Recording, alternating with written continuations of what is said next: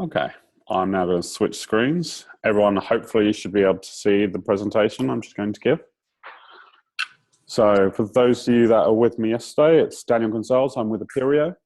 I'm your Google Apps partner, and this course is just going to walk you through Gmail and Calendar. There is lots of different settings, so don't worry if you're trying to follow along. This is to give you an overview and to try and teach you something new that you probably don't know. I'm guessing a lot of people use Gmail in their personal life, so if I can at least show you one or two tricks, even for your personal life, then my job has been done here today. So feel free to ask any questions. Just a couple of things. If you do use Gmail personally, there's everything you have in your Gmail will be in your corporate account, in your education account. However, new things get tested on the public first. So if you ever find functionality in your personal account, they're testing out on the free accounts, then the corporate ones.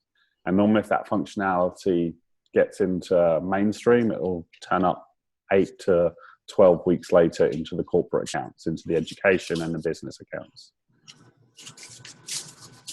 So just introductions, sort of my introductions. Normally if everyone was here in the room, I like to do a little stand up. This is a webinar, so it's a lot harder. So I know who knows a lot about Google, who doesn't know. But that's okay. Why Google? So this is probably one of the largest domains I've ever worked on. The biggest corporate domain I've worked on is 150,000 people. So you have already 224,000 people in this domain. It means you can collaborate with everyone. Your domain grows around 10,000 students a year. So, you know, it's a very powerful domain. If you've worked with Google Classroom and Google Docs, you know, mail and calendar is mail and calendar, I think, you know. All of them have different functionality. The real benefits is Google is the collaboration aspects. Google is different. You're coming from Zimbra. Try not to ask me too many Zimbra questions. I'll try my best. I've played with it a few times. I probably know Lotus and Outlook a lot better in comparing it. But Google is different. It's different how you probably use it. I'm going to show you a training account that I have, and at some points I'll show you my work account and I'll show you my personal account to show you how I set things up differently depending on what account I'm working from. Okay. The first thing in the slide deck, and probably the most important, you guys are going to be the early adopters. And Google bought what they called, it was a company called Synergize. I think it was maybe a year ago now. This was a great tool. Companies used to have to pay, even educations had to pay for it. It was like $10 a person. Google decided to buy it. Now it's free, but you have to turn it on. And I'll show you, one of the first things I'm going to do is show you how to turn it on. And what you need to do is tell your colleagues how to do it as well. So, and it has little short videos, 1 minute long. If you get stuck somewhere in Google and I didn't show you how to properly do something, or you've forgotten from what I've said, you can literally go to this training app and it will tell you what to do. So it is great. You can use this in your personal Gmail. You just need to go turn it on, and I'm going to show you how to turn that on. Mobile. Google is great on mobiles, but you must use the supported apps. That's what we're using. So for those of you using iPhones, you need to download the Google Mail app, the Google Calendar app, the Drive app if you want to use Drive. For those using Android, you should be already using the native Google applications. What can you expect? So you go live next week. You'll have all your mail from last year and all of the current mail. So at the moment, we'd be migrating your mail. If you're going to log into your Gmail as we're doing this, please don't complain that not all of your mail is there as of day one. What happens is sometimes for those people who have really large files, it's easier to take just over a year before go live and migrate their history once Zimbra is not using it. Because the more strain we put on Zimbra taking all the data, the slower your Zimbra servers get if you're using them. So it's easier to migrate when you're not on it. But as of next week, you'll have that amount of data. You might already have all of it. If you didn't have a lot of data, we did find a few users with 10 to 20 gigs worth of data, which is quite a lot to take up. Okay. All folders will be converted as labels.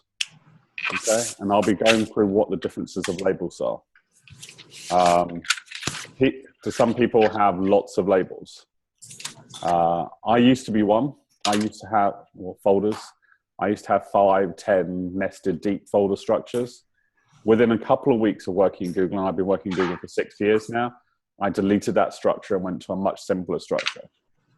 You know, to me, the reasons why people have lots of folders is because search is no good. You put something in a folder because you can't search with it. Google's all based around search. I like still having folders, but I used to have a folder for every person in the company. I used to have a folder for every project. I used to have a folder for any old thing because I wanted to put something somewhere. Now we have something where search is key. Okay, all of your contacts will be migrated. Okay. None of your group contacts will be migrated. So the contacts will be there. If you have personal groups, you have to recreate them. And I'll show you quickly how to recreate groups. And then 1 year of calendar history will be migrated, and all future calendar going forward will be migrated. So as of next Monday, you'll all be live on Google and be there to with all your data. Well, and for the last sort of 12, 14 months. With the rest of it all going in before we turn off the Zimbra services. Any questions at the moment from anyone in the room or anyone on their telephones?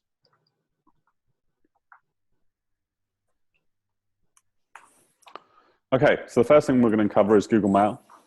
I'm going to start with Google Chrome. I'm hoping you all have Google Chrome on your PCs, laptops. Google Chrome is the preferred browser. A couple of the training courses I had already, people said, could we use another browser? You can use another browser, but if you want to use all the functionality of Google with labs, offline, all these components, you must use Google Chrome. Okay, so I guess we're in an age these days where best browser for best things. There's still applications where you use Internet Explorer, things that work better in Mozilla. For Google, obviously Chrome works best. I'm going to cover how you're going to log in. And then we're going to have a look at just the overall settings of Google, how to manage your mail, and then we'll do a bit of Q&A on what I've just shown you. So first is the Chrome browser. Hopefully everyone has Chrome installed. Okay. The first is logins. If some of you saw at the beginning of the conference, I was quickly switching my screen around. The first thing is profiles. The best thing to do is have multiple profiles, okay? And I'm going to show you how to set a profile up. If you already have Chrome open, you have a few little dots here. I'm going to try and do this slowly because Lars, are you logged into the conference? Okay. Just in case I'm ever moving too quickly, someone can tell me if I'm moving too quickly, please. So you've got a few little dots and you can go into settings. Yes. And add a new person. Someone seems very happy there, hopefully. Right, I'm going to make a little alien for this one, and I'll call it training, and curate.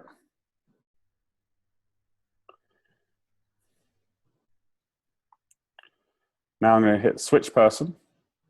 Oh, I didn't hit save. Let me do this again. My little alien, training, save. Right, so this has opened up a whole new Chrome instance for me. The first time I'm going to log in, this should be your username and password on the system. So my name here is Google Tester 4 at, and this is the important thing here, mail.fresnostate.edu. Hit next. Then it's going to bring me to the single sign-on page. You log in just with your normal username and your password, okay? And that will log you into this account, okay? This will log you into Chrome, and it'll be a whole separate instance of Chrome.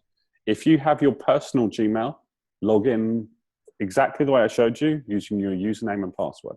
What that allows is, I'm going to show you, this is my Google Tester here created. And this one up here, it says Fresno Training. Here is my work account. It says Daniel Aperio. and it's kept totally separate. I have all my work things. I hope everyone can see that. I'm just moving a bit slow to allow the screens to catch up. And then I have another one here called Just Daniel, and it's my personal life, and it has different headers. So you can configure each Chrome to be like a computer, basically. Like have different headers.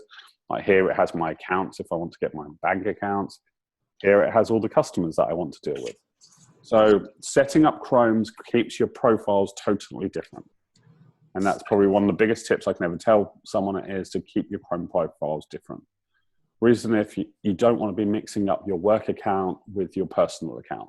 If you're signing up for some personal YouTube video, you don't want it registered on your work account. Or if you want to sign up, subscribe to something for work, you don't want it on your personal account, vice versa. So, key point, open Chrome, go to mail.fresno.edu, get to your single sign-on portal, log in with your Fresno State email credentials. Okay, once you click this, you should have the app symbol, and I can click Mail and log into Mail. Right. The first thing I'm going to show you is I want you to go back when you get access to login, is click Apps and go to the web store. And the web store, in it, you have this section for Mail Fresno EDU. This is always good to check out. There's even more things on there since I went there yesterday. Google Training is what I want you to install. You click on it and you click Add to Chrome. And please get your colleagues to do this as well. You can do this at home. You won't have the Fresno EDU here. If you did it at home, you just have to search for training. You'd find this G Suite training if you ever want to. And what this does is when you open Mail, you'll have a little question mark up here called Google Training. Okay? Yes, I'm in the Zoom. Not a problem, just let me send that. Could you go over that again, how you got that app? Yes, I will. Just let me forward this on to Lars.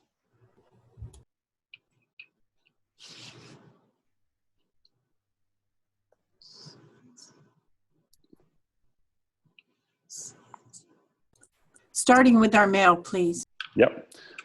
So just going over it again, just one sec, Lars. Let me just send this to Lars quickly.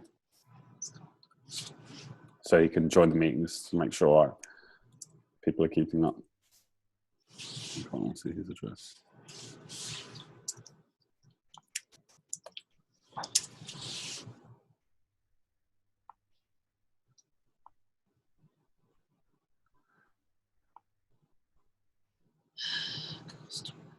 All right. Send. There, you should have the address now, Lars. Okay, so going back, once you're logged into Chrome, you have the app section. Click it, and then you have here where you have Mail, where you can log into Mail. You can also log into the web store. And in the web store, actually Fresno State has made something for Fresno, which is formail.fresno. It's all their recommended apps that you can put onto Google. And down here it says G Suite Training. There's another one I love. I use it on my work one. I use it on my personal one. Is Grammarly. That's another good one to install. Checks all your grammar. You're doing quick mails, it corrects it. Love Grammarly. I use the shortcuts, URL shortcuts. I love shortcuts as well. So the training I suggest for everyone, some personal ones I use is the URL shortener. I love Grammarly. I'm more of a mathematician than grammar. Google Translate is good if you're working with other languages. Okay, we go back into the mail settings. To get back to mails, just click the app icon and go back into Mail. Once you've installed it, you'll have this little G Suite icon. Okay. Okay, what if you don't have that showing on your bookmark bar up there? This app section? Uh-huh. If you click a tab here, Okay. it should, if you don't have the bookmark bar showing. Oh, there it is. Okay, I found it. You found it. Okay, perfect. I don't see the for mail.fresno state under mine though. You don't see that? Can you, if you don't see that under yours, just put a help desk ticket in if you wouldn't mind. That must be something to do with your login. I don't know if. Okay, so I'm just going to go over now. Let me check where I am in the presentation. Probably one is just a general overview of all the mail section. So we start at the top. If you're logged in to your corporate domain, your education, it will say Fresno State here. If I'm logged into my personal one, it will say Google. So always a good way to tell if I'm in the right domain. It will say it. Being Google, we start everything with search. Everything is about search.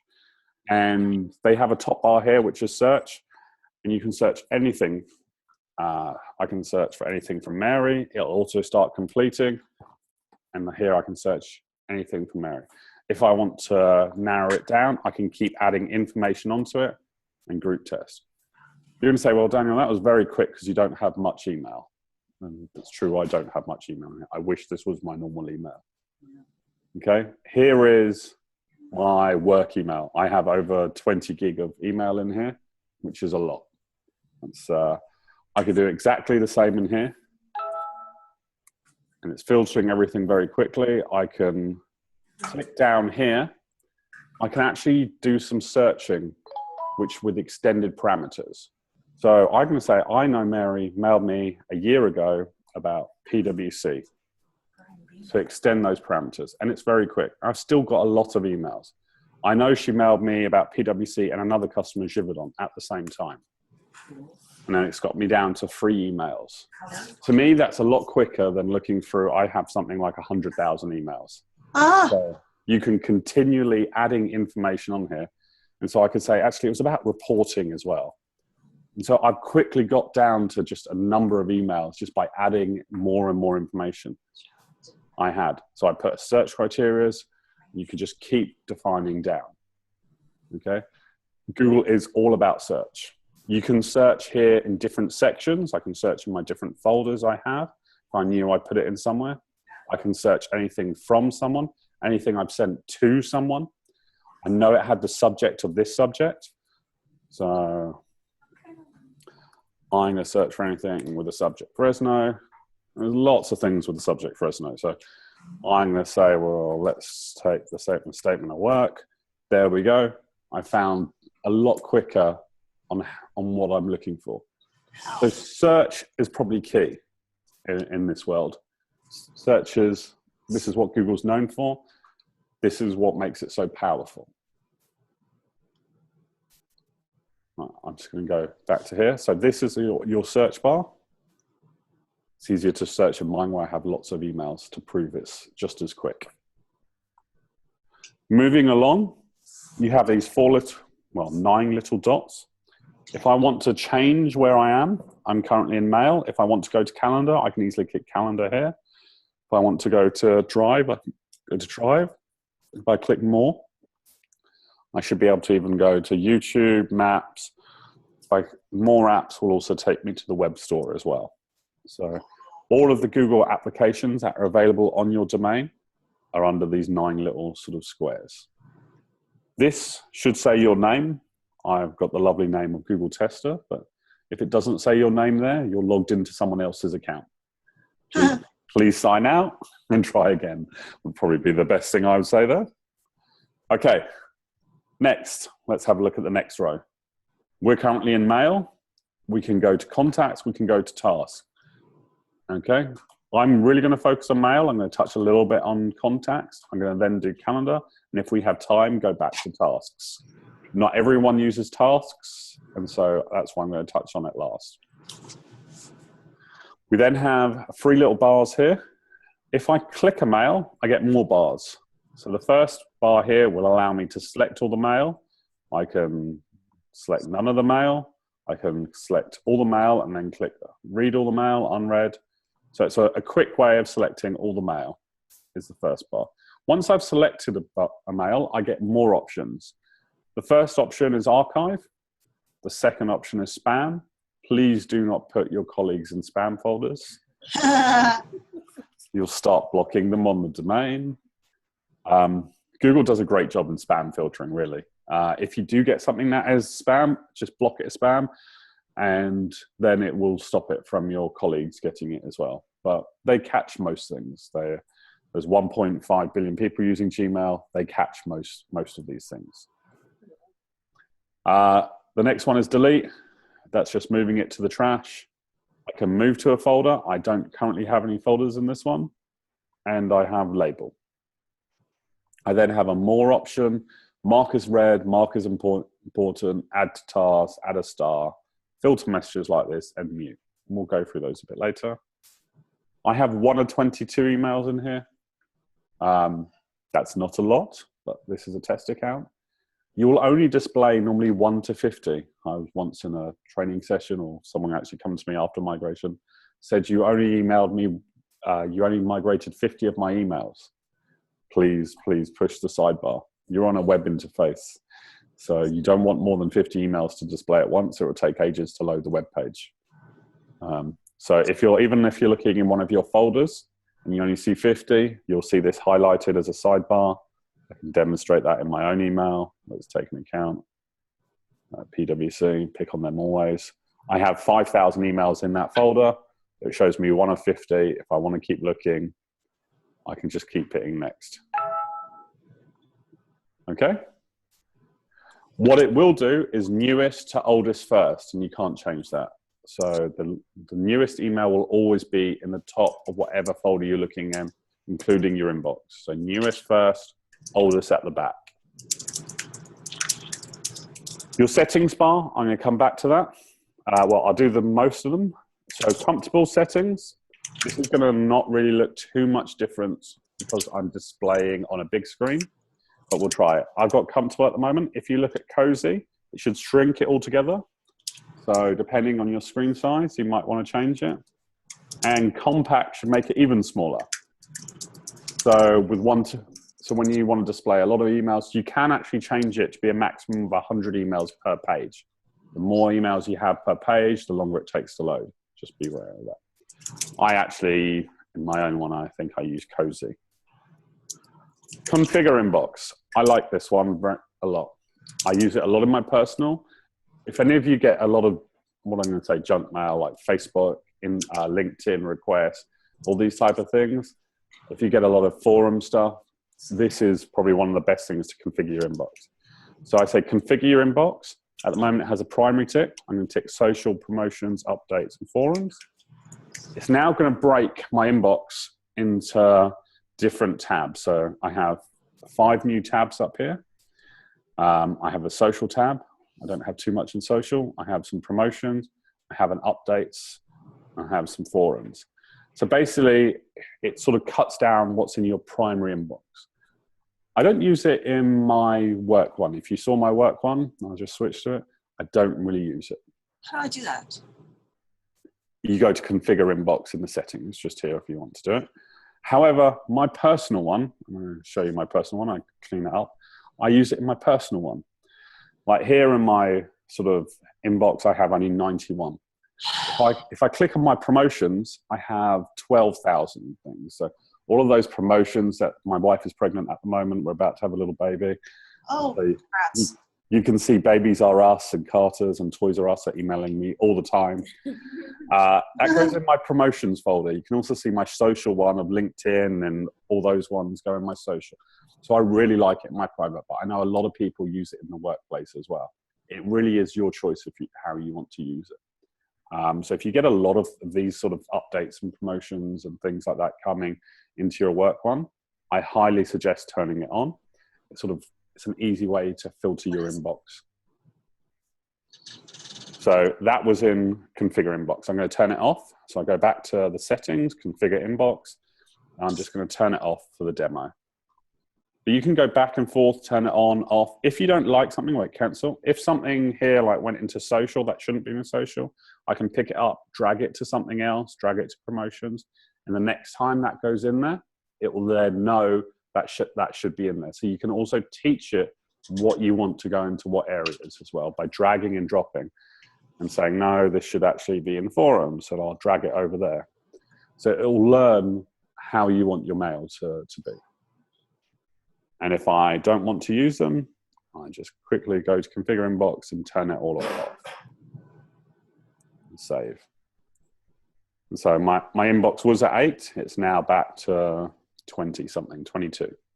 So it's a nice way of shrinking your inbox down so people look at their primary stuff first and then have a look at their updates. Okay, settings, I'm going to come to in a minute. Themes, always good. You can set a nice theme. As you see my personal one, I've themed it, totally different from my Apereo one or this one. That's your choice. Everyone can have their own theme. You can even upload your own pictures here to have your own pictures. So I like nice sunny beaches. That'll put a nice sunny beach as my theme for today. Help is always good. It will normally take you to Gmail help of popular questions, how to do things. However, you now have this lovely training tool if you installed it, which also teaches you to help. So if it tells you all lovely things. So getting started, it's a 1-minute overview video, and it will tell you anything you need. If you're stuck doing something like filtering, you can just hit search, and it will tell me in 16 seconds how to delete a filter with a click-through walkthrough. So, and it actually clicks you through. I'm going to end the session, but it clicks it. It shows you where to go, how to do it. That's probably much better than even using the help function, that little question mark at the top. Lastly is this Gmail setup, which whenever you log in until you finish it, it has this account created, learn how to use Gmail, set signature, change profile. I'm not going to go through it, but this is something you can click through, and it's a little walkthrough guide of just doing the basic things to set up your account. And then once you've done it, it'll either say 100% complete. If you don't want to do it because you've paid attention in the class and you know already how to set it up the way you want, just click the X and dismiss it. Okay? But everyone has it when they first log in. All right, the compose button is probably the next one we're going to take. We hit compose. It's going to pop up a little email to start creating. If I hit it multiple times, it will keep creating more boxes. If I want an email bigger, because that's enough space, I can pop it out into a new window and makes it a little bit bigger so I can draft the email. The first thing I'm going to show you is who's this from. It's from Google Tester at mail.fresnostate.edu. You have 2 mail accounts available, and it's up to you to choose which one you want default. So we have mail.fresno.edu or csufresno.edu. So I can change it to come from CSU Fresno.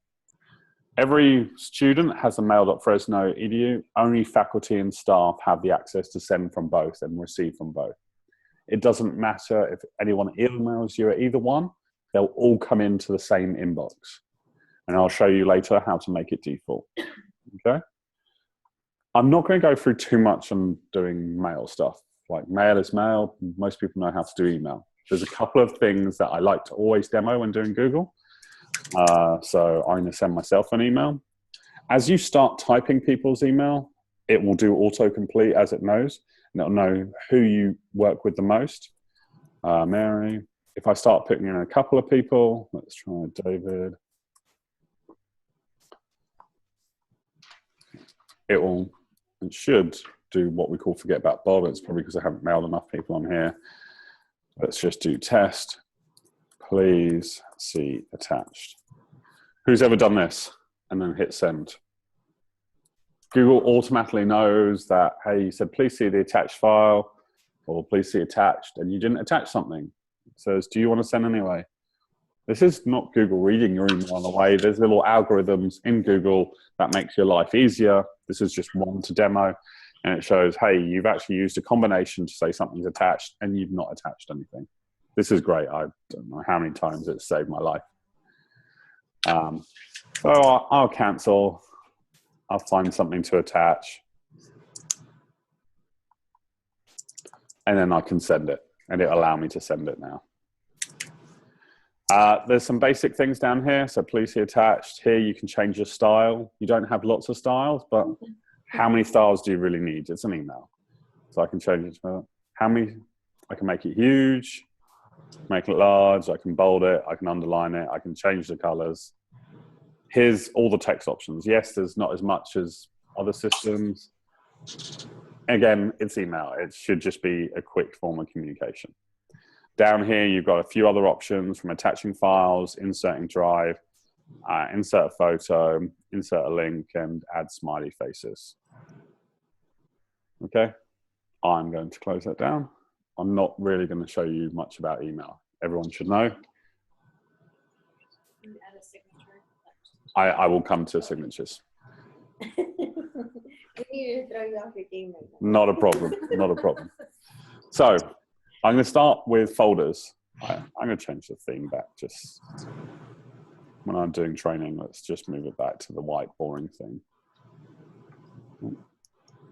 Well, now you're throwing things way off. I already got used to the other background. See, I'm not used to it. When I'm doing training, I need the white boring background. But I'm in my own email, it's fine. So the first thing I'm going to show you is the labels. Like here you have your inbox. You can't delete your inbox. That is a system label. Okay, you can't get rid of it. You have your stars. Your stars is how you want to use it. You cannot star something for someone else. Like you want to email someone and star it, make it important. You can't do that. That is up to you on how you decide to use stars. So, for example, I can star Lars's emails. It doesn't mean he knows that I've starred his emails. Okay, that's totally up to you on how you use your stars. And this starred folder is up to you on how you do it. In my work one, my starred one is used for all my travel. Once I've done the travel, I take it out of my stars. But I use my inbox as everything that I have to do. Your sent mail is obviously things that you've sent. You have your drafts, some of the drafts that I've just been making. You click them more, you'll have an importance, you'll have a chat, an all mail. So if I didn't put something into a label and I'd taken it into archive, it would stay in this all mail folder, a spam, and a trash folder. And the trash will stay there for 30 days before automatically deleting it. So if I delete this mail from Rachel now, it's still in my trash. I have to go in there and click that mail and click delete forever. So you have 30 days to recover anything if you click delete by mistake. Okay? Those labels you can't change. Those are the ones. I'm getting a bit of an echo here. Anyone else? If you don't want to ask a question at the moment, just mute yourself and then unmute yourself when you want to answer the question. It might be easier for everyone. Okay.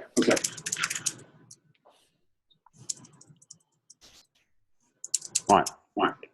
So next thing is creating labels. You're going to have all your labels already there as folders, but I might want to create new as I go. So let's say I've opened up this mail from Mary, and I have this folder here where it says move to, and I have the couple of categories that I have, but I don't have a Mary folder. So I'm going to say create one for Mary. The easiest one is create one. Okay, so you just create one. Do I want to nest it? I don't have any other ones, so let's create. Okay. And so now that conversation has been moved under Mary. So if I look there, I have that one under Mary. If you have stuff that you already have a label or a folder for, so here's another one from Mary, you could just drag it over there and put it in Mary. Okay. You could do it the other way as well. Let's see, do I have another mail from Mary? Let's pretend this Google test is from Mary. I could drag the label on top of it as well.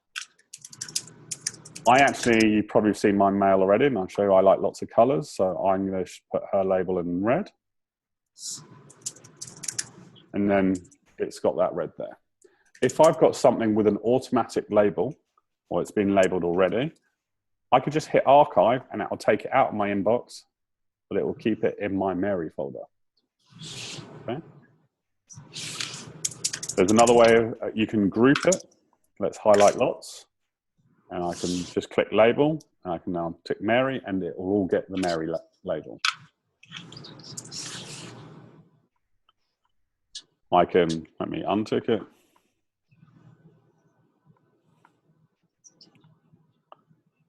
I like filters. I don't know how many people like to use filters or know what filters are. I like to automatically label things.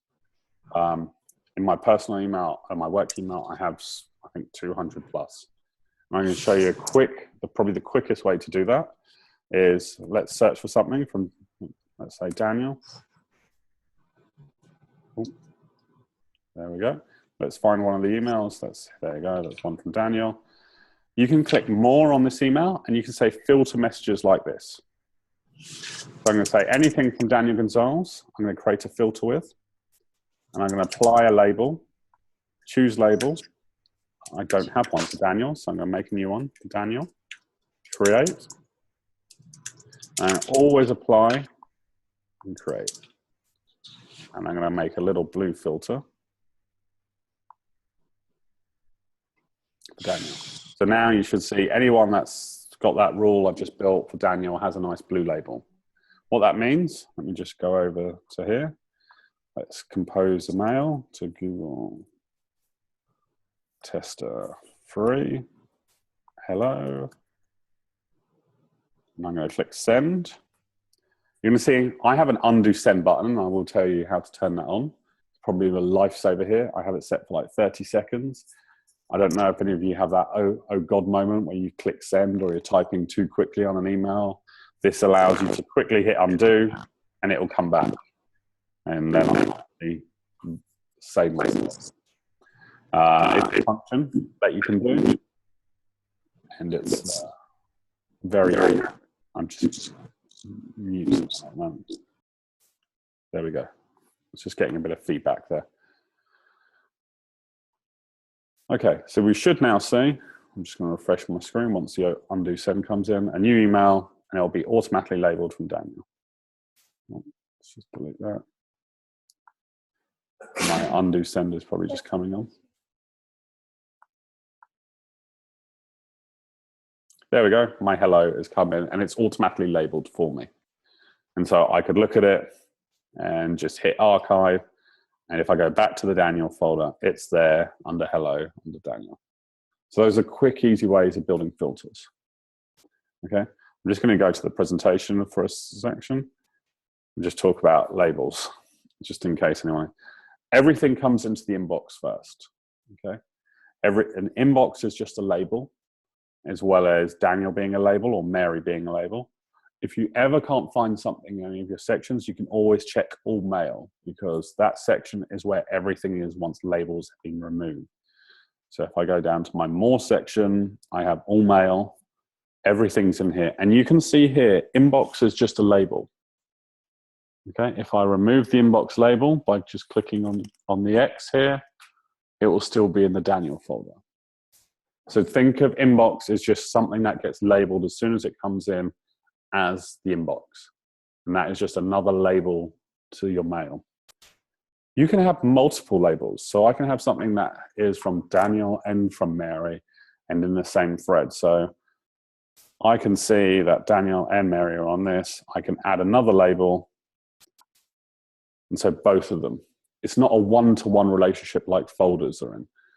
So now I look in Daniel, that will also be in there, as well as be in the Mary folder. So it has a dual relationship, okay? So it takes away the need. I don't know if you've ever had that issue where, oh, should this go in the person folder? Should this go in the project folder? Well, now it can go in both, because labels can have as many labels. If you see my coloring, let's go into my inbox, you'll see some things get 2, 3, 5 labels. I have a very sort of organized system of labeling now. Or I have just projects and internal, and everything else gets a label. I have lots of colors, because all the colors come through on my mobile apps the same way. So if I saw a lot of one color straight away, like there's a lot of cargo tech stuff there, there's probably something going wrong at that customer, because they're sending me a lot of mails and they've escalated something to me. So it's a quickie. This is just my preference. I'm what they call a labeler, and keep everything. There's some people, some of my staff have everything in their inbox and they just search for what they need. That's another way of doing it. So I'm just showing you different ways you can use your mail. Okay. Okay. Any questions about labels? There is one thing that you can't get around, is this hard limitation here. So you can, let me make a nested one. So make new label, test project label with lots space. Let's create new, and I'm going to label and put it under Mary. So there's my nested label. See, I can't see all of that long label I just made. And for those of you who have 5, 6 levels nested, you cannot change the space. 1.5 billion people use this. Everyone's stuck with the same amount of space. So yes, if I hover over it, I can see it all. It will pop up in a second saying the whole text of it. And yes, every time it goes down, I can hover over it. But I had a whole big nested structure within sort of 2-3 weeks of moving to Google. I got rid of my folder structure and rechanged it around to work better for me. I'm not saying it's right or wrong, but you're going to see that you've only got this amount of space to play with. Okay, next section. I skipped it, so I'm going back to it. Settings. Wait a minute, I'm sorry. No problem. So the space, you had said, how many folders are we allowed to have? You can have as many as you like, but Okay. again, that space doesn't change. You cannot move that bar to have more space in your labels. Okay. So if you have, like, I can nest again. I can make another label saying tester, create new. I can nest it again under this one. So it's nested again under here. And then I can make another one. Tester. And I can keep, like, and it will migrate. So if you've got lots of, but you can see I'm just using up the space. So if you have something that's more than 5 deep, you're going to start getting into the sort of space contention. You can have as many deep as you want. It's just best practice. I would say more than 5, you're going to start losing space. And what you have to do is hover over it to see what the label says. I The see. folder. Okay, because I have 30 faculty members and I'm starting to get freaked out. Oh, you can have. Oh no, I you can need have to- loads. Like I have lots here. I have lots of different ones, but I don't have lots and lots of nested folders. Okay. I used to have a folder per person, but I stopped that because of search. Because if I wanted to find everything from Mary these days, I search for everything from Mary. Because search is so powerful, I got rid of my folder for everyone. So I only actually have folders now on actual topics and projects that we're running. That's just me personally. You can still have folders for every person that you wanted to, but because search is so powerful, I got rid of my folders that were just person specific, because they were normally mailing me about something. If they're mailing me about something, you know, I'd find what they're mailing me about. You know, I'm searching 20 gig of email. That's a lot. That's probably, I'm in the top 1% of people in your company that have 20 gig of email. That's a lot of email that I'm searching, and it just is so quick. Okay. I don't know how Zimbra searches, but it's probably not that quick. No. So, Yeah, absolutely. I'll search for an email from somebody. It will not find it in the search. I'll find an email going through the same email address. and that's probably the difference. You know, I used to folder things like that in Outlook because I couldn't trust its search functionality. And how inefficient is it would be, all right, I know it's something from AstraZeneca. Let me look all through all the emails. Now, because of how good the search is, I know if it's about AstraZeneca and it was about their Google Pilot, oh God, 2018, 2015, 3 weeks. There you go. I got down to a lot more because I just kept adding more details. That I know that this was the mail about. I like it now. I'm not very happy. It works exactly like Google does. Like the more information you use. I know Tim was on the mail. All right, that's got a bit more. Okay, what about Justin as well? He was on the mail. All right, that's limited. But so you can keep adding more information to it to actually filter down. Oh, it was July.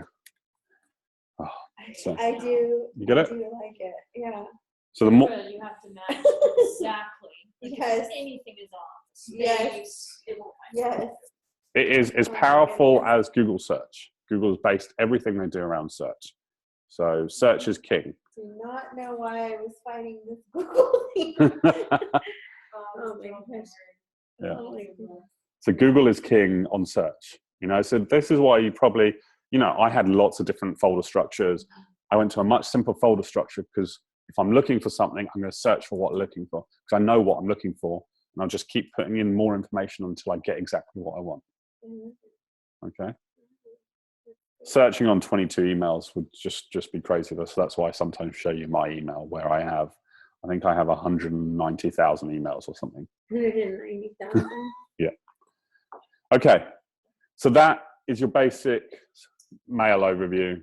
If you have any other questions, just let me know. Is there any questions in the group? I still don't know how to do the G training. So let me just go through that one. My Fresno State to this email, the Gmail, but I don't. You need to go to the Chrome store. So you probably won't be able to do it on the phone. Okay. You'll need to do it on a PC or a laptop because the Chrome store is actually on Chrome. Great. So it wouldn't actually be on the app. Yeah, I know. When you log into Google Chrome, when you're adding a new person, is everybody at mail.fresnostate.edu or are you just whatever, either one doesn't matter? You would be your name at mail.fresno.edu. They're all at mail.fresno. Yeah. Okay. So your login is the main domain, which is mail. You can still send mail as CSU Fresno. You'll still receive mail. The domain name is mail.fresno.edu. Okay, but that only takes you to your single sign-on page, which is then your username and password without mail.fresno or anything like that. Okay? So settings. There is a lot of them. These settings are the same that's in your private email. I'm going to tell you the ones that I like, the ones that are good to turn on and off. It's personal preference. So use them, don't use them, your choices. So first thing, language. I speak Spanish badly. I'm learning Mandarin. My wife's Chinese. Her family don't speak much English. We're having a little baby, so I need to learn Mandarin. But the good thing here is Google is great on languages. It's probably one of the things that some of our international corporations go. I don't know if other people speak other languages here. You could change yours to Spanish. This big Spanish thing. If someone sends you an email in English, it will automatically translate it to Spanish. Holy moly. If your settings are in there. So if someone sends you a Spanish email and you're in English, Google will translate it for you. It will say, would you like this message translated? It will use Google Translate to do it. It does not a bad job, but it will also translate depending. It will know what language is coming from. It will know. So this setting here is quite important. So it does auto translate for you. It is great. I work with some Dutch colleagues. I lived in Holland for a while. They sometimes send some Dutch jokes around at each other. Whenever I receive it in my mail, it auto translates it. So default country code set to the US. It helps when using, if you're going to use Hangouts and these type of things. I talked about maximum page size. If you want to move it to 100, here's where you can move it to 100. You can move it down to as little as 10. I have it set to 50. If you have it 100, just know if it's running slow, it's more emails you're pulling up on a web browser. The more you pull up, the longer it takes to load. Contacts, we say 250. Always display external images. If you're somewhere where you've got really bad internet, and there's still places in the world that have really bad internet, and you're thinking stuff takes a long time to load, you can say, ask me before you display internal images. So it just means it's saving on bandwidth. At the moment, most of the place here has really good internet. Default email behavior. This is important. It is set to reply to one person. If you get lots of emails with lots of people on a thread, you could say, well, I always want to reply to all. To me, that's a dangerous habit. I would always say reply to singular. Okay. It doesn't mean you can't reply to all. You have to click reply all instead of clicking reply. So your default behavior is set to reply. You can set how your text looks as your default. It's up to you. Conversation viewing. To me, this is a must. I work with lots of different time zones. I like to see conversation viewing on. You can turn it off if you don't like it. preference, I always have it on. If you've never used it before, I would suggest you use it for a little while. I'll demonstrate it afterwards. I suggest it is probably one of the better things in new mail clients. Show, this is probably on hide at the moment, so send and archive. So I like to save anything that saves me 1 second in my inbox is a great benefit to me. So this adds another button in my send that says automatically archive after I hit send, which removes it out of my inbox. And demonstrate that. I reply to this mail here.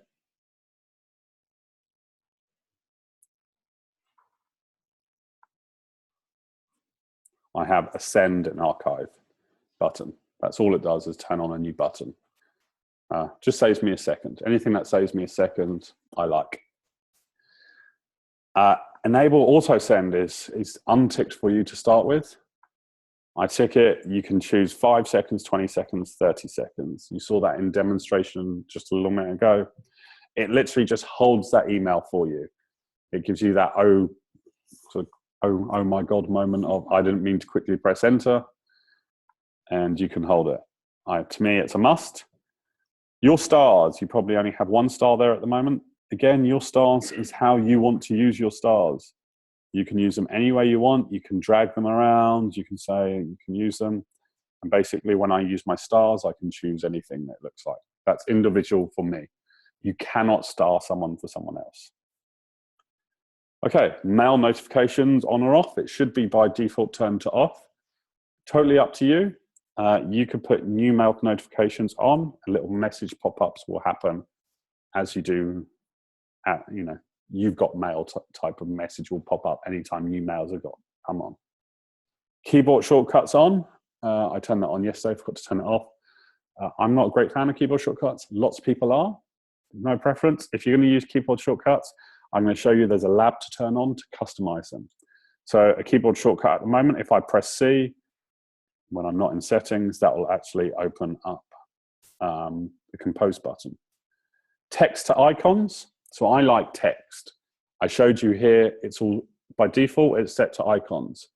For example, let's go back here. You see at the moment it says archive, spam, delete, move. That's because I have any of the buttons to text. So my preference in my work life, I like it text. I like to see what the buttons are. As default, let's just go save. They're these icons. So if you want to change it to be text, you have to hit that setting and put text on there. I just like to read them.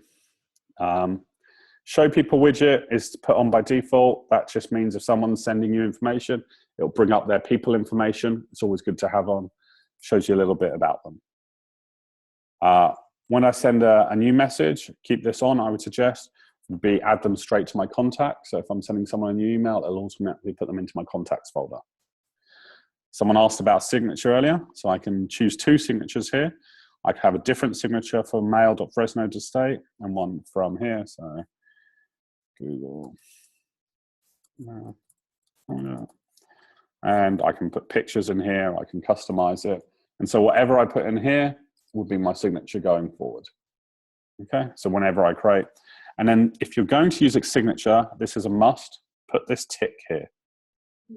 Okay, so if you're replying to a long thread, it puts your signature at the top of your message of where you just finished it. If you don't tick this button, what it will do is put it at the bottom of all the threads that you've just replied to. Okay, so on a long email thread, it doesn't look like you've signed it. Okay, so this is a very good tick. I don't know why it's not on by default. It's not. It's a good tick box to remember. Personal indicators, so show indicators. You can have these indicators that are turned on, and it's really up to you if you want to use them. Basically, it'll put an arrow message if you're not on the mailing list, or a double arrow if it's just sent to you.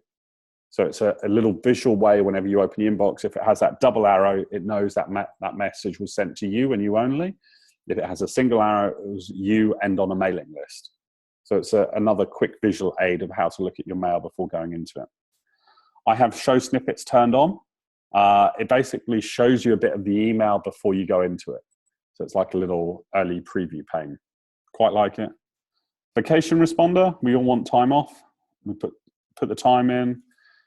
Out on holiday. You can say only send to people in my contacts or only send to people in Fresno, or you can say send to everyone that sends me an email in that time, save changes. If this yellow bar is on, my vacation sender is on it. I can continue to work. I can continue to check my email. But if anyone sends me an email now, they will get an out of office because my out of office is on. I can quickly end it and that message will stop going out, or I can go back to the settings and say, actually, I'm taking another week because I've had enough. But that's how you play with it. Save changes, and now. Okay. The yellow bars on the top, people are getting an out of office message from you. They only get one as well, one a day. You don't spam them with out of offices. So if they start sending you 10 emails, they'll just get one response telling you that you're out of office. Okay? Because Google knows you've already told them once and they should stop sending you emails. Okay, so that was just the first part of setting. All this functionality I've showed you is available in your private functionality as well. So it's all good. Labels. Right, so you had all the system labels I talked about. I had the create new labels here. So all your folders are going to be in here as labels as well. This is the place where you can manage them. I can't delete any of the system folders, but what I can do is if I don't want to see them, if I don't want to use stars, I can just hide them. Okay, you can't delete them, but I can hide them. Or show if unread.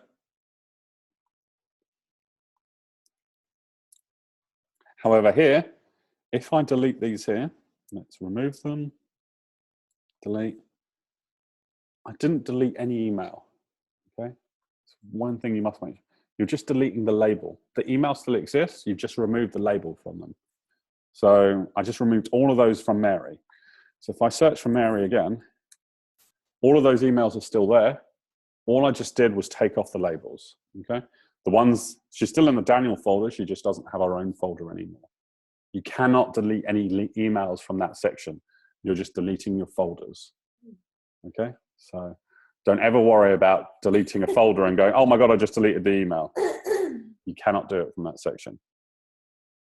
I went in and rearranged my whole folder structure, and this is how I did it. Inbox. Inbox settings, okay? I've been working in default, but a lot of times people like to work in what we call priority inbox. If you get a lot of email, I do get a lot of email, but I still work in default. But this is probably one of the most used, and you can play with this, is priority, and it'll start with important and unread, starred, and everything else. I'm just going to save the changes. Let's go back into my inbox.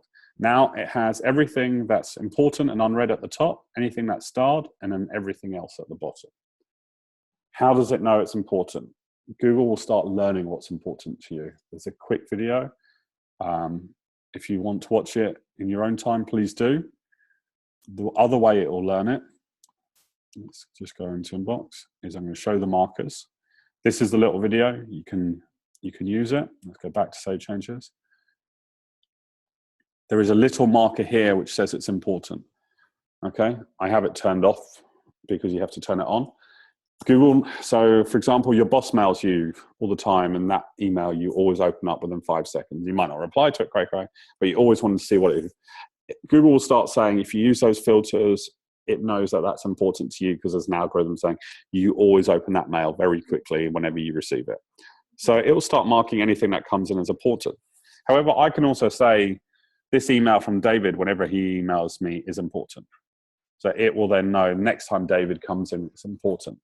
You cannot, however, mark an email important to someone else. Someone was asking me that yesterday. Well, how can I tell them it's important? They must do it straight away. Well, I had one yesterday where someone had to jump on something important. What I did was put in the subject of the meeting, urgent, please deal with this. Okay, I can't mark it important for them because they have to decide what's important for themselves. I'm kind of sad about the fact that we can act on someone else's behalf.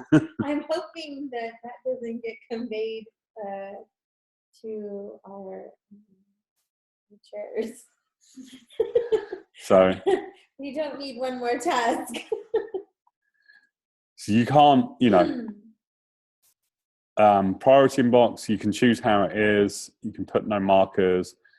You can override the filters. Again, it's something you can play with. Try it out. Some people like it. I don't. It's personal preference. I know lots of people who use priority inbox. They love it. You can do important first, unread first, starred first. I just go by default. I want everything to come into my inbox and it all to be coming in. And then I will decide by my filters. Okay, let's just save changes. It's back to normal. Accounts and imports is the next section. If you were in my class yesterday afternoon before doing this class, this is the place where you give delegation access, and this is also the place where you can set as your default. So if I want my CSU Fresno to be default, I can make that default. And I click there. So whenever I predominantly reply, it's from CSU Fresno, and I have to change it to be mail.fresno.edu. Your choice. That's where I can switch it to be default. All the mail will come in from any of the accounts into your inbox. It's just what do I choose that I reply messages with. Okay. If I needed to reply on someone else's behalf, I can add a sender's mail. If I wanted to give access to my mail account, I can by giving access to my mail account here. Filters. I made 2 filters earlier. If you look at my personal one or my work one, settings, my filters. Oh my God, I have a lot. I've worked here over 4 years and I built up lots of filters for lots of things. You can have as many filters as you like. We're not importing any of your filters, so you need to recreate them. I recreate them as I go, or I create new ones as I go. The way I showed you is the easiest one, but you can create filters from here just by creating a new filter. You can import filters. This is the place where you manage them going forward. So all of the emails are going to be imported from our old, Correct. from Zimbra to Google. But our folders, as I was looking at it, they're going to be also imported, but without the, Your folders will be converted into labels, and everything that's in that folder will be in that folder as a label. Okay. So your current structure is being migrated the way it is. And you can't change that because we've been migrating it for the last 4 weeks. So don't go in deleting everything now. It's too late. Okay. All the mail from Zimbra Will be in the folders, but what are now called labels. So all your mail, yes, all will be there. Yeah. You can now find it a lot easier because you can use search. You can still go through and filter it in your folders if you want. You just said all of the mail? All of your mail at some point will be in there. So 35,000. all of your 35,000 will be in there. If you have 35,000 emails, it'll all be in there.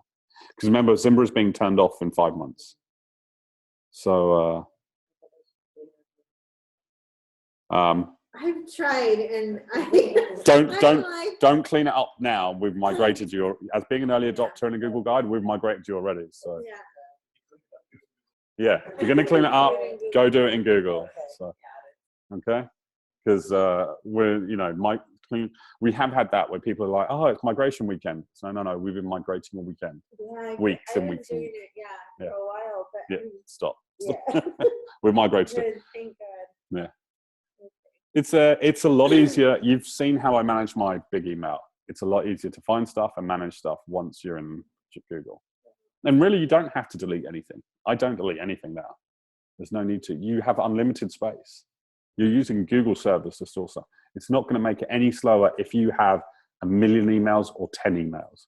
You saw it's just as quick as me searching my test account, which has 22 emails, to my main account, which has 200,000 emails close to. So, it's nothing. All what determines speed is your connection to the internet. Okay, not the servers. I love it and I hate it right now. I'm like, I don't know. Meredith, how about you? How many emails do you get? Okay. Oh my goodness. Settings. Oh gosh, I love this. The fact that you could Oh my goodness. I found this out yesterday, but I do remember being told it. So some of you were forwarding email around from mail.fresno.edu to CSU Fresno. If any of you on the phone have a mail.fresno account and you go live in Google, please stop the forwarding to CSU Fresno. Otherwise, you're going to have a big loop and you're never going to stop getting email because you're going to forward it back to Google. So if you've got that, you would have a forwarder in here and stop that forward. Okay. When should we stop doing that? When you go live, once CSU Fresno, which is live on Monday. Okay, yeah. Okay. So just stop that forwarding. Otherwise, yeah, you're going to have that loop of, it's just going to continue going around. Because basically, sometimes Saturday night, they'll cut over the CSU Fresno to be pointed at Google. And then first thing Monday morning, you want to stop the forward from mail.fresno to CSU Fresno. Okay? You have to download the Google app for your phone, right? To get Correct. If you have an Apple. Right. You can use, and the IT guy's now left, but he was in the room. You can use the native iPhone apps if you wanted to, but they're not going to support them. So if you call up help desk for help, they're going to say, "Are you using the native Google apps?" Personally, I use the native Google apps and everything. It's the ones that they're supported. You can use any application. The ones that the university is supporting are the native apps only. Okay. So those of you on Android, you use the native Android apps anyway. So. Chat. Hangouts is being turned on. I don't know if any of you use Hangouts. What is this Hangout? Hangouts is a cool way to chat to people. Yeah. So it's you can see people were pinging me on my Hangout chat on my work account because they don't realize I'm training because I didn't turn myself on to training. So here, and I'll come out of here. So I've got chat on. It should be on by default. Let's just come out of here. Here it is at the moment. So you see, like Lars, I had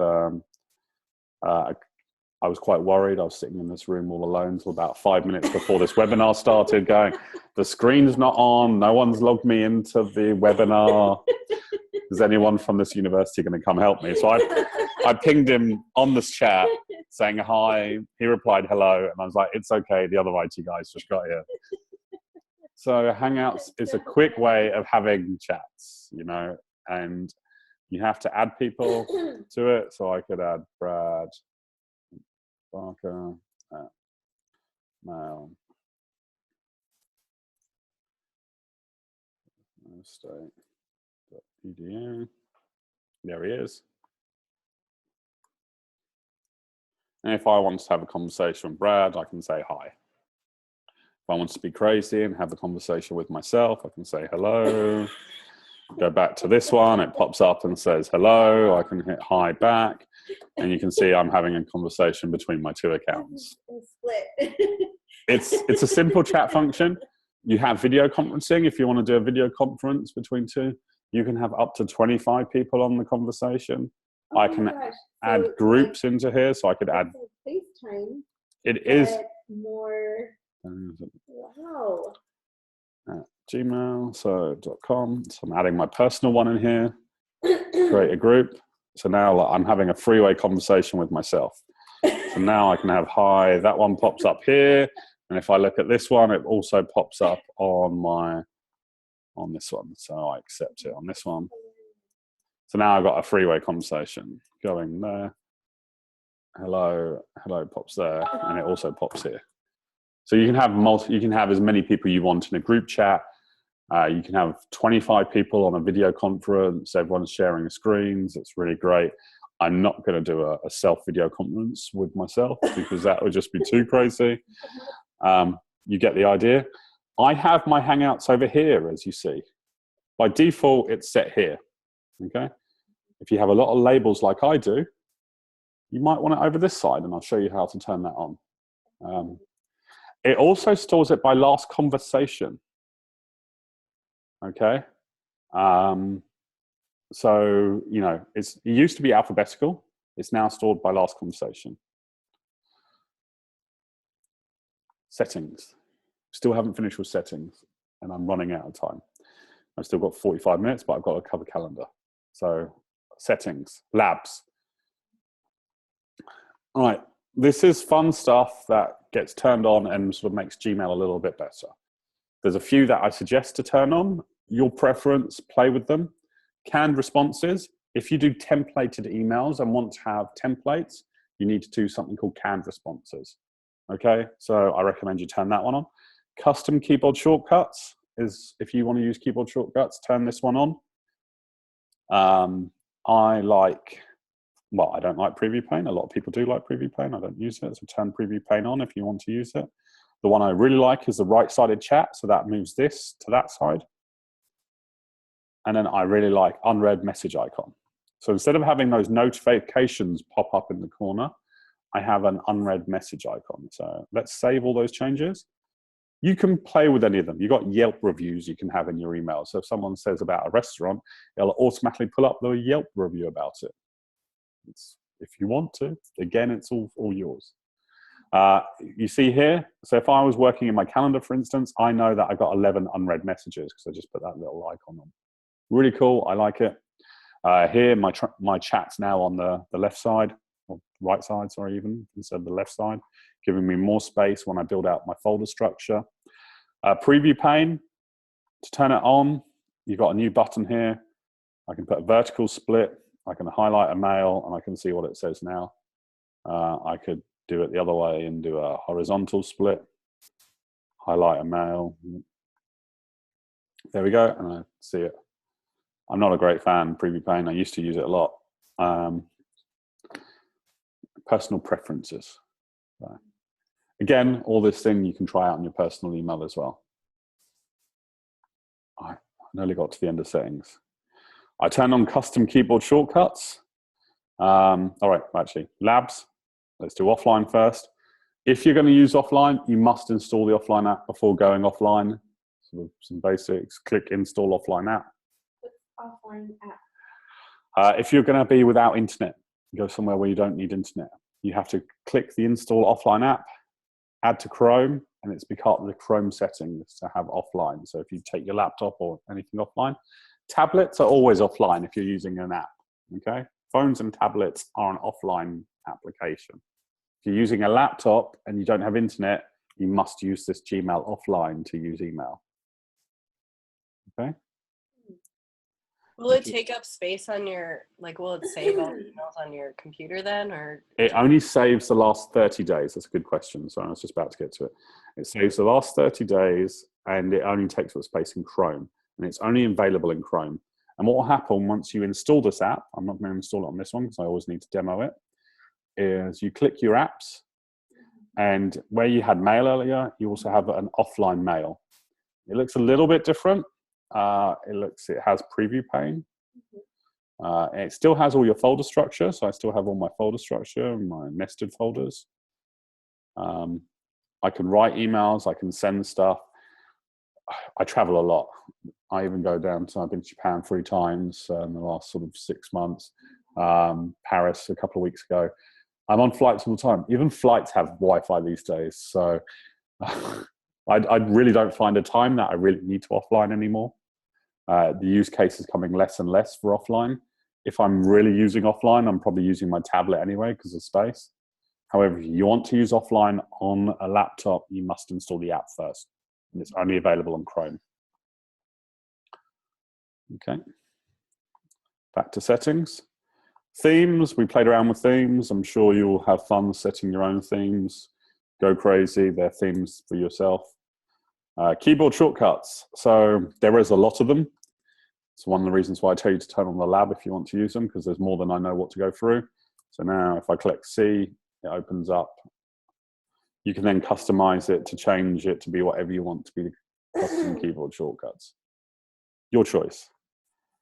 All right, that was all the settings, and I probably did that in 10 minutes too long. So anyone questions about mail? You have to turn the labs on. To turn the lab on to have custom keyboard shortcuts. And what about Google Voice? Are they supporting that? They continue to support it for a while. They are moving to a new system, but they are continuing to support it for. They are moving to a new system I know. Or something. And that's the phone keypad. That's the little keypad phone. that's like in the bottom right. Yeah.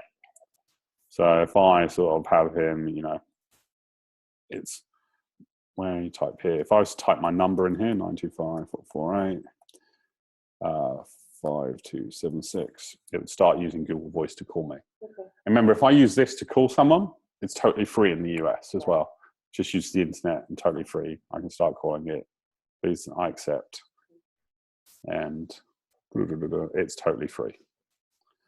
I used, even when I'm traveling abroad, and you get a US dial-in number, I use the internet to dial into a conference, and then I don't pay any international charges. It's great.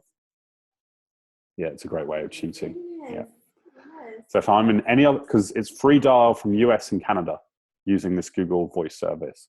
So if I was in Mexico, for example, I could use the internet, dial into a US number using Google, and it'll be totally free. You don't have to pay any international charges, as an example. So just cheating the system. I like it. I like it. Any questions about mail from any guys on the telephone? I'm hoping you've been able to keep up. Yeah. No questions. No questions in the room. Any on the phone?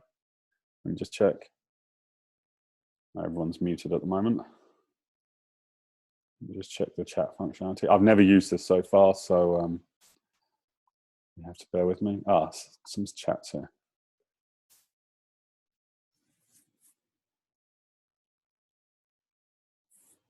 Training for yeah, so I think that's all okay. Right, we'll go on to calendar.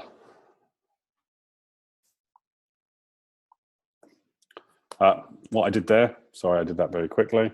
You have the little sort of 9 bullets. You can just click calendar to open up your calendar. Okay. Start with, I'm just going to do the navigation first. I forgot to turn my apps off from yesterday. Calendar, search. Again, Google starts with everything with search. As you start using Google, you'll always see a search bar at the top. So if I want to search for any meetings from Mary or what she's a part of, she hasn't sent me any meeting invites. Let's Google Tester. This is Mary's account on here. There's any Google Tester 4 emails or meetings she sent me. Very quick, very nice and easy. I can probably demonstrate that a bit better on my own account. Let's go to calendar. I have hundreds of meetings, so let's search for anything for Mary. There's everything Mary sent me. And then I can start doing it in time and date and order and all those type of things. Let's see, anything Mary sent me in July 2016. She sent me nothing in July 2016. But you get the idea. Add some search criteria, put it on. It's very quick to search. Did she send me anything in 2016? No. Okay. Starting with search. We can then go across here. Again, you have the 4 little bars. You know you're in calendar here. You can go across, back and forth. It always starts with today, whenever you log in. So it should be where you are today. It says I have Google training later. You can change this to be day, week, month, 4 days, or agenda view. I'm not a great fan of agenda view, but I am always start with month. We have our more items, so we can print this, refresh it. We then have, again, the same type of settings. We have our comfortable, cozy, makes it a little bit closer. Compact, makes it even smaller. We're going to go into settings once I've done the basic overview. We've got help, we've got labs. We have offline.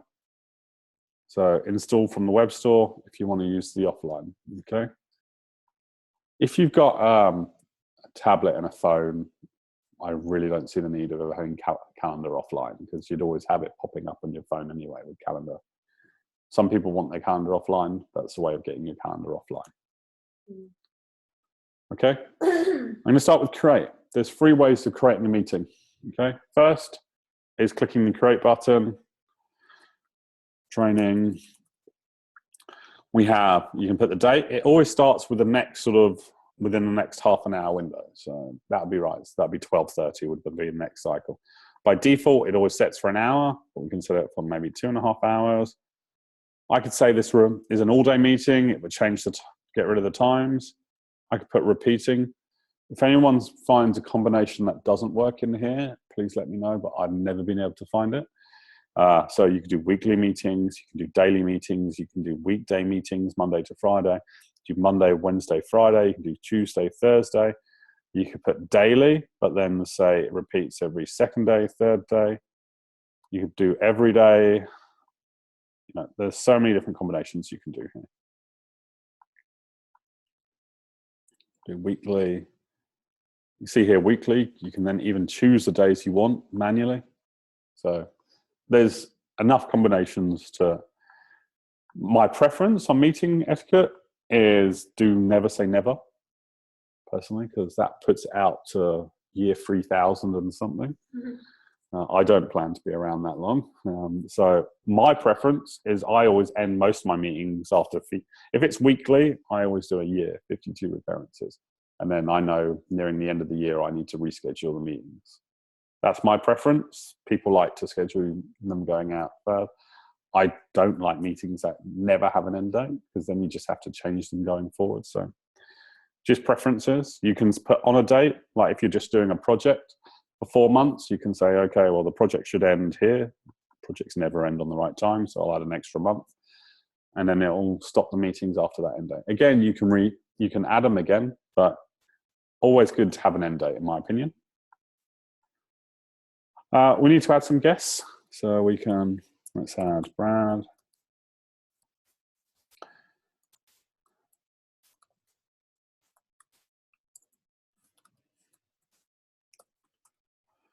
Let's add Lars.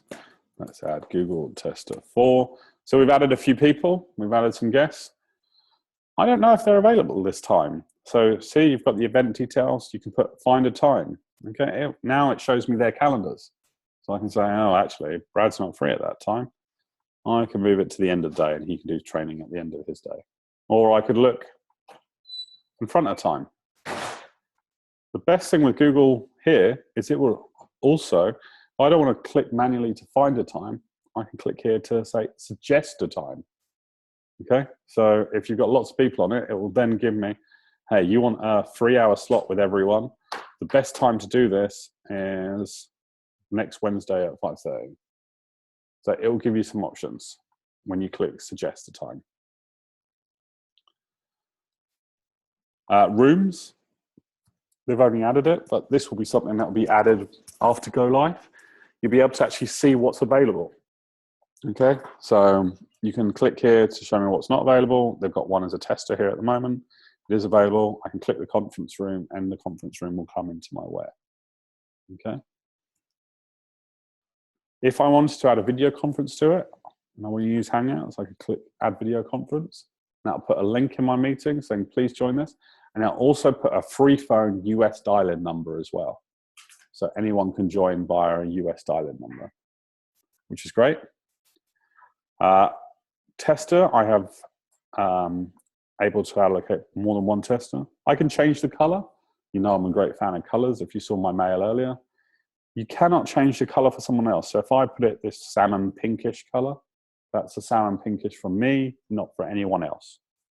I can add the default notifications. So at the moment, my default's set to notify me 10 minutes before the meeting start. I can say actually email me 5 minutes before, and that'll be the same for anyone else. I can change my availability to say available. If I do want to be available, I can say busy and decline events. If people send me an invite at that time, it'll automatically decline the event because I'm already busy doing this meeting. The options down here, I can say all my guests can modify the event.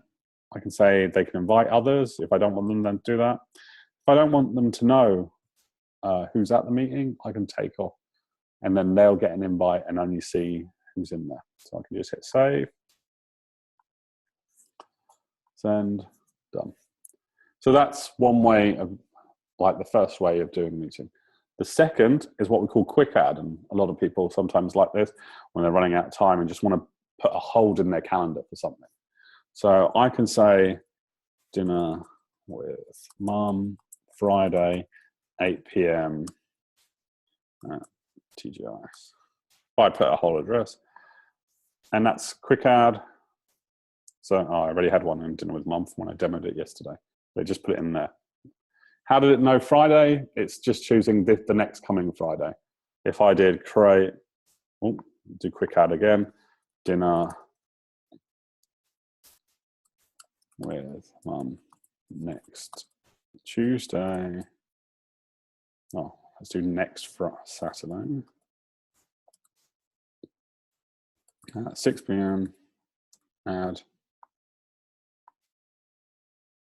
It's added it at dinner with mum, 6 p.m. next. So it's quick add. You can literally type as much information in there and it'll grab it and it'll put it in where it thinks, just from the information you put in your calendar.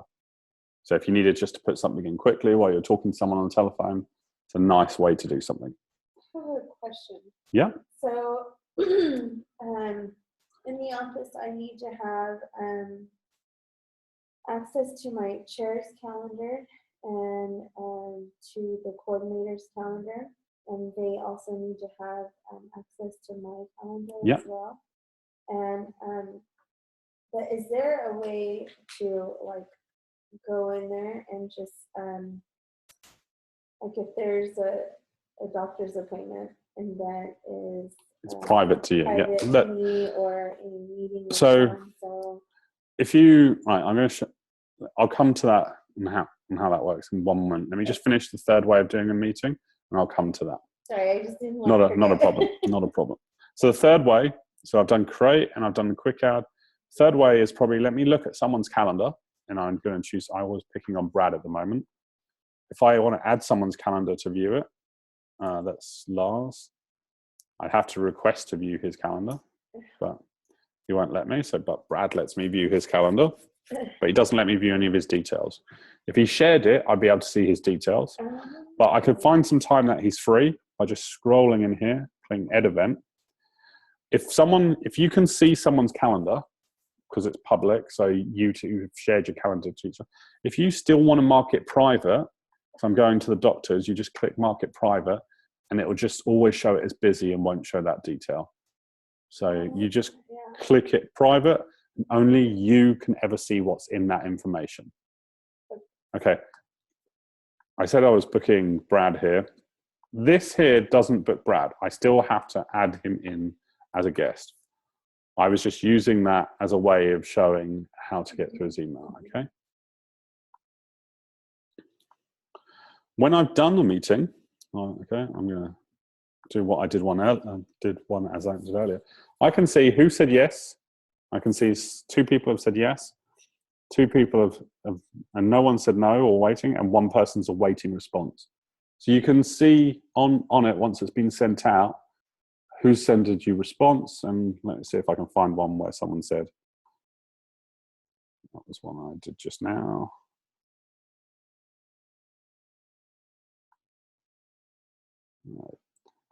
Thought I had one where I had some people saying no and other things. But let me just go back. Let me show you on here.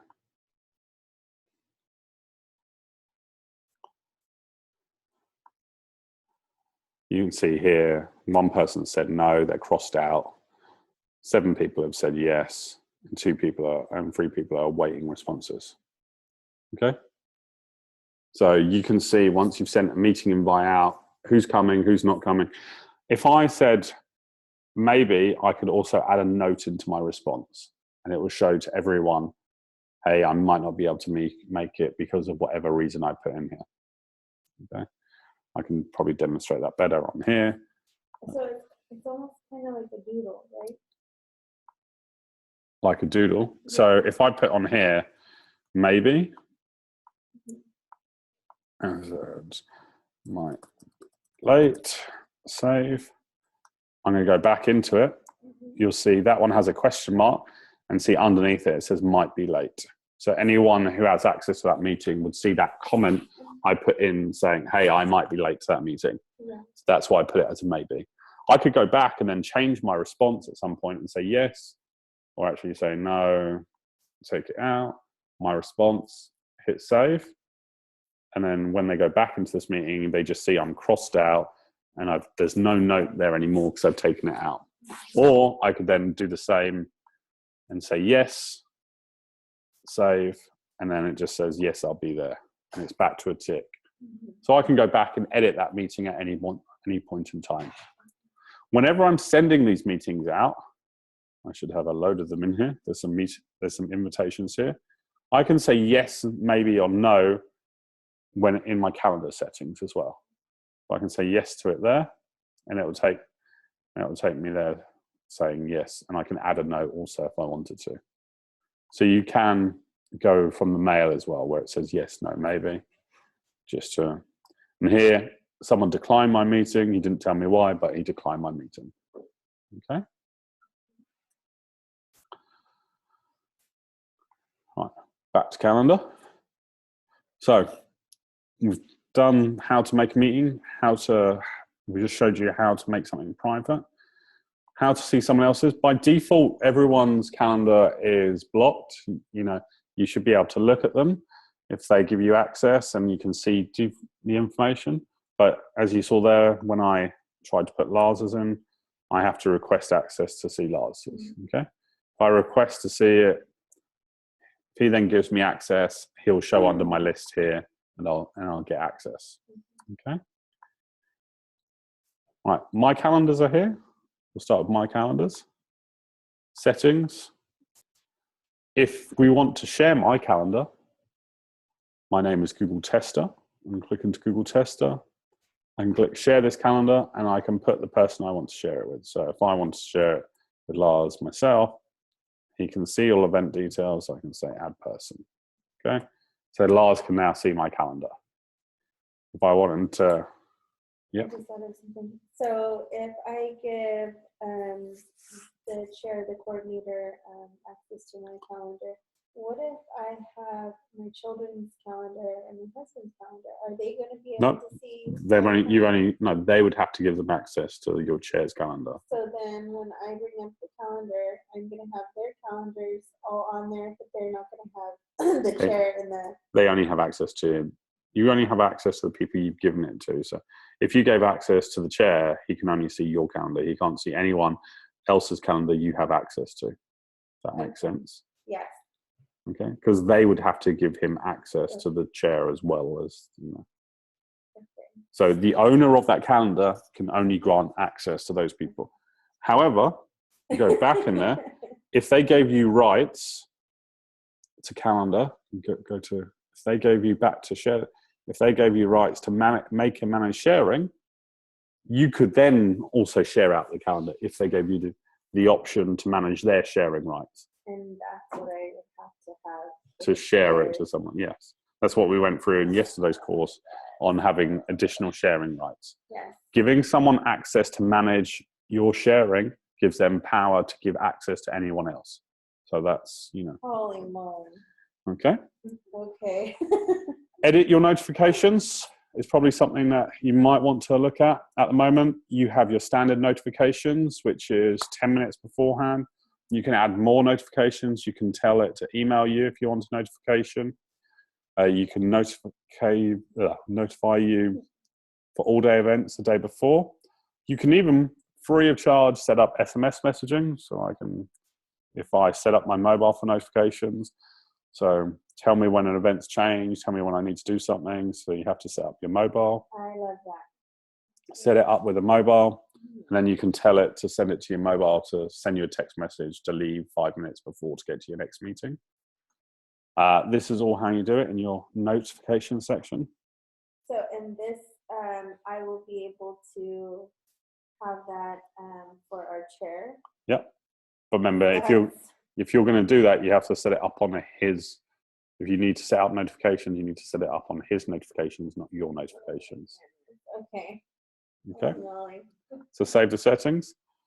We're just going to go through settings quickly, and then I'll do some Q&A in the last 15 minutes. Settings, language, we've got US, country, US, time zone. You can choose your time zone depending on your country. You can add an additional time zone. So if you're always working with one other time zone, you can put it in there. Preference, I use the app, which I'll show you. Date and time format. We have US time format. This one, notifications. It hasn't worked in this one, thankfully, but when I was demoing yesterday, I was in a presentation and my calendar popped out. This used to be called something called gentle reminders. I would suggest everyone tick that box in notifications. Basically, it doesn't, if a notification comes up and that's not ticked, it will kick you out of everything you're doing and push you to calendar to tell you there's a new notification. If that is ticked, it'll put a gentle little reminder in the top of your screen and you can continue working without being rudely taken back to calendar. Why you can't set that by default, I don't know, but I'd say 99% of people have that turned on that I know. Automatically add. Yes, I think events, that should always be ticked. Speedy meetings, I really like this. My boss uses it continuously. Tick speedy meetings. So you try and book a meeting for an hour, it actually only books you for 50 minutes and everyone only for 50 meetings. If you do a half an hour meeting, it'll only book you for 25 minutes, giving you 5 minutes to wrap up the meeting and get to your next one. I really like speedy meetings. Wow. So it's a good function to turn on and off. It just encourages people to finish their meeting early and not be late for their next meeting. In a campus environment, I can imagine it'd be quite good as well. Because you've got to walk to the next place and people are just always booking you back to back to back. Yeah. Exactly. It also allows you to, have that time because no one can book you for 10 minutes anyway. So if something runs over, it's good. So speedy meetings is good. When does the week start? Well, we always have this debate in a consultancy whether it starts on a Saturday or a Sunday. I say it starts on a Sunday. Yeah. Show working hours. Okay, so working hours, your working hours you can put in there. It still allows people to book you outside of your working hours. But what it does, it pops up a nasty message when they try to, saying, hey, you're booking Daniel outside of his working hours. Are you sure you want to do this?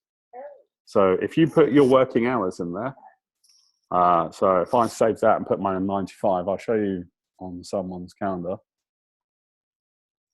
So let's invite Mary to training. My friend Mary. She gets picked on a lot, obviously. Mary, So yes, continue. Are you sure you're inviting her outside of her working hours? I can still say yes, send anyway, but it puts a little message up because I know she uses working hours. So up to you if you want to use it or not.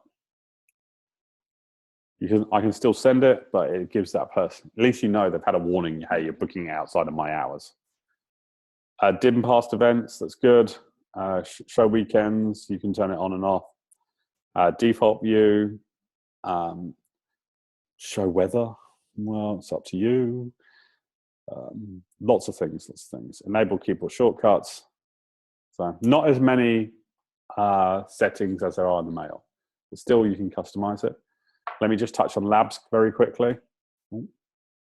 So not a problem. Save. Allow notifications. Go back to settings, labs. There's a couple of ones I like. Hide morning and night sometimes is good. And it just makes your calendar a bit smaller. So then jump to date is a good one to enable if you're booking things way in advance. I used to use next meeting, don't anymore. It used to be depressing when it said my next meeting was in 1 minute. And world clock is one that I always suggest is a must if you're working in multiple geos. So you can see here I have this world clock. If I book a time here, it changes the world clock so I know what time it is when I'm booking a meeting. Very handy, and you can add more. You can add all the countries virtually in the world to your world clock. So I'm working with many different time zones. I can see when it would be a good time for everyone I'm working with. Very handy if you're working in different time zones. Okay, right, I've done calendar. I've got 5 minutes before I start my Q&A. I'm just that's everything I want to cover on calendar. I'm gonna jump back and go do contacts quickly. So go mail, contacts. All of your contacts will be imported. So that's the first thing to say. However, your groups are not going to be. So you need to create your own groups. Groups are nice and simple to create. I can tick my people that I want to be in my group. I click my little group sort of logo. I'm going to call this the A team, create new, and those 4 people are in the A team.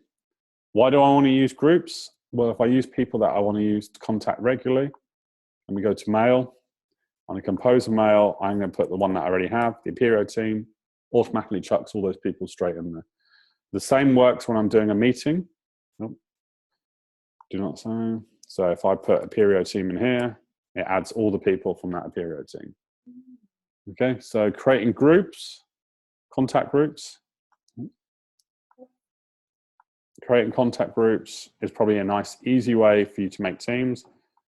If I want to add someone for my contact, so here's Google Tester, I can click them, add them into one of my groups, and now they're in that group.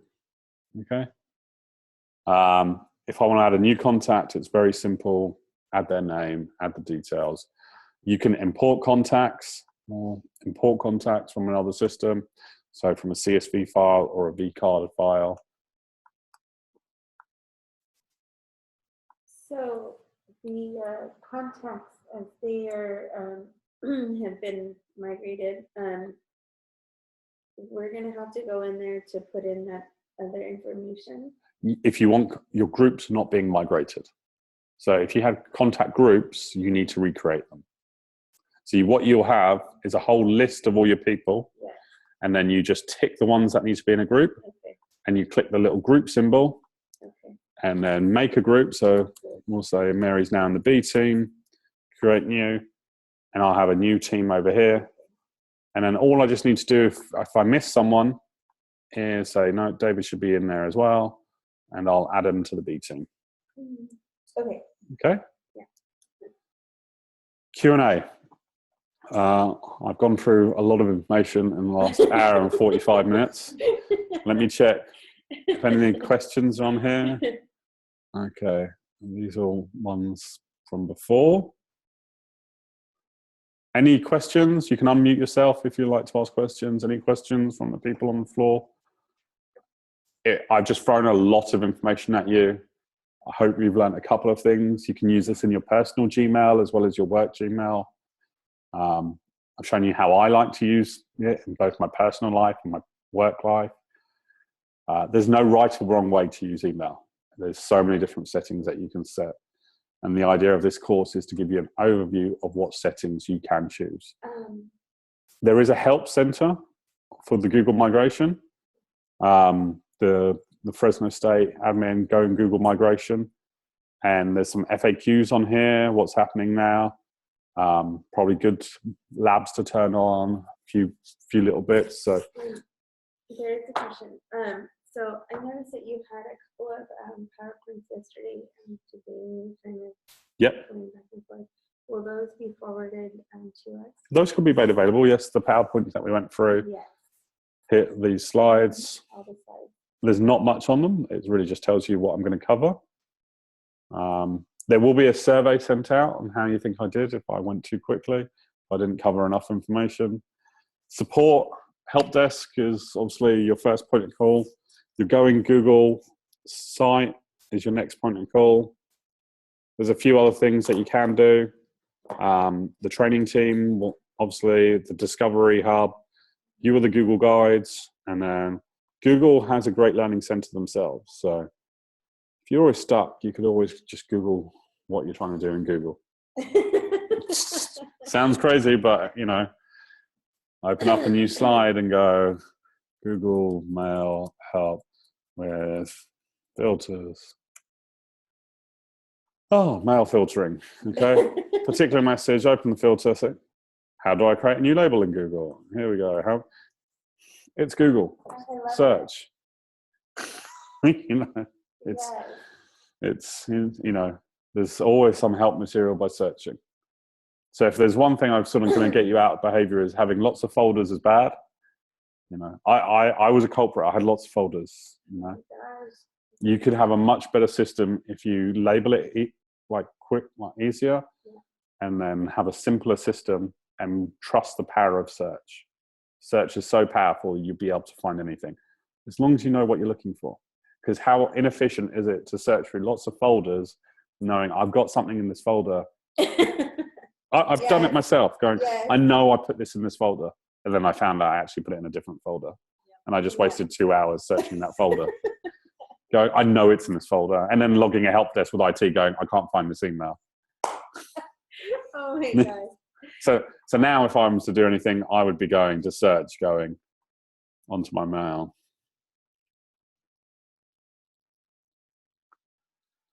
And I know there's something to go. Okay? Search is key. Okay. Let me just check and if there's any then- questions. And then we have to download the app onto the store. All the PowerPoints on the help page. Will the PowerPoints be on the help page? I'm just asking the IT guys. What they'll do is they'll email them out to everyone.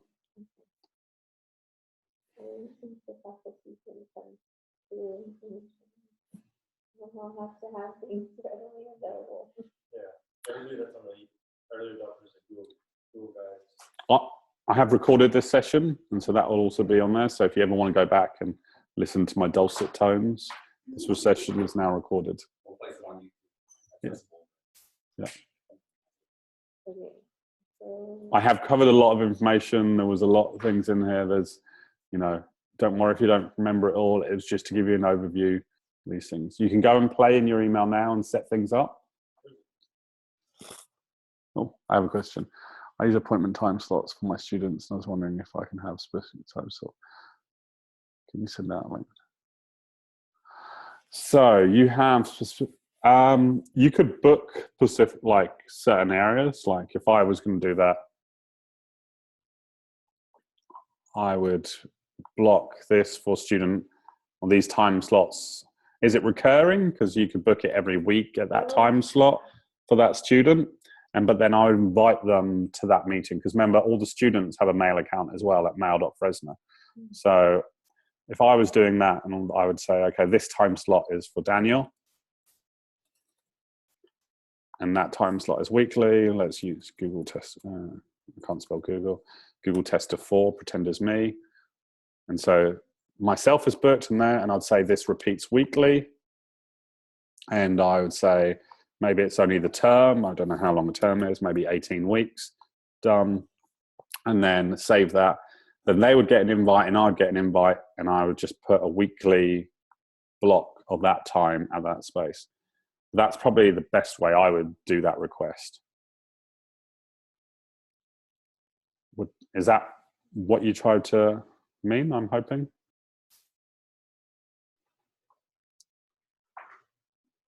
And then they would have a link, and if you wanted to turn that into a video conference, you could add and that would basically put a video conference and a dial-in as well, a free phone dial-in for them to join as well at any time. So, and that would just be for you. And then if you created another one for another student, they would have a unique link as well to do. And then obviously you can put attachments and share any information. That would just be like with my boss, I have a weekly one-to-one like that. And then we have a document that's attached on the weekly one-to-one that we always go to store all of our notes in of things that we're talking about.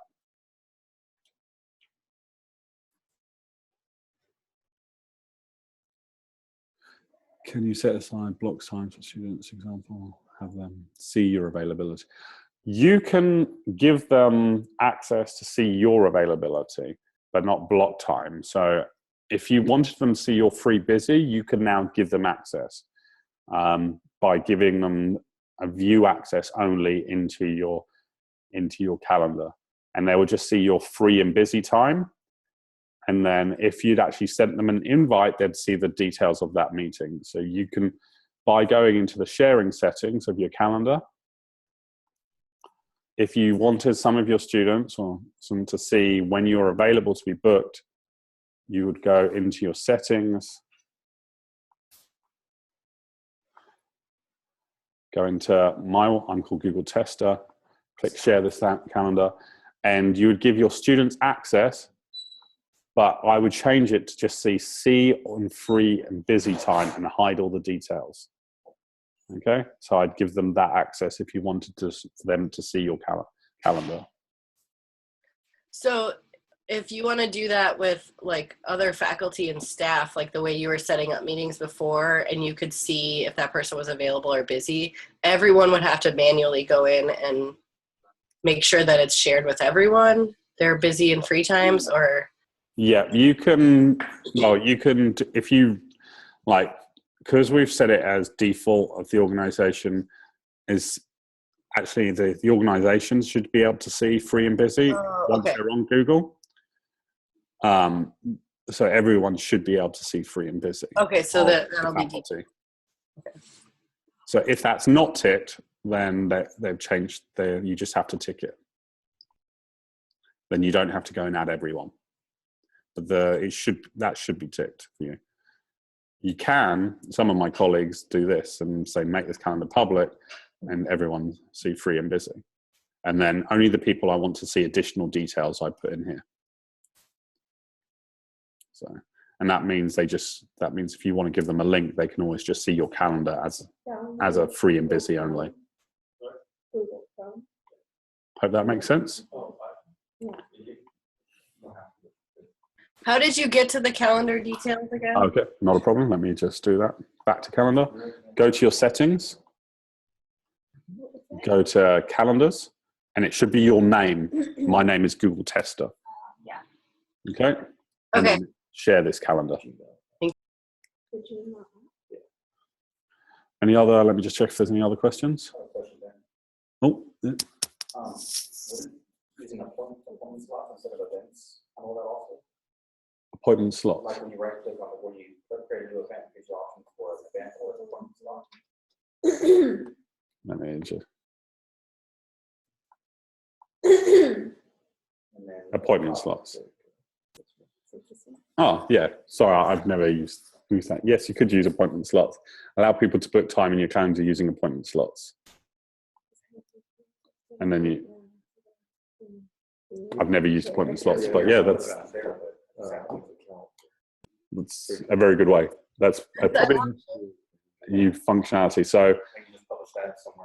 So you could book a times, and instead of using event, you can use appointment slots.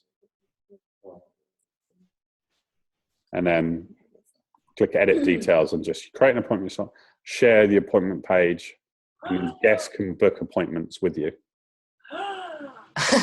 And you can do slot times of whatever you say, like you could do 15, 5, 10, 15 minutes appointment slots. Very useful for you. That's Google releases. Last year they did 672 updates. So I've never even seen that. It's hard to stay up to date with them all, but yeah, I can see how that would be very good within the education space.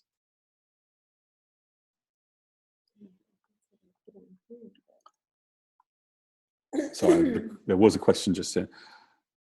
Can you set? Oh, I think that just answered those questions.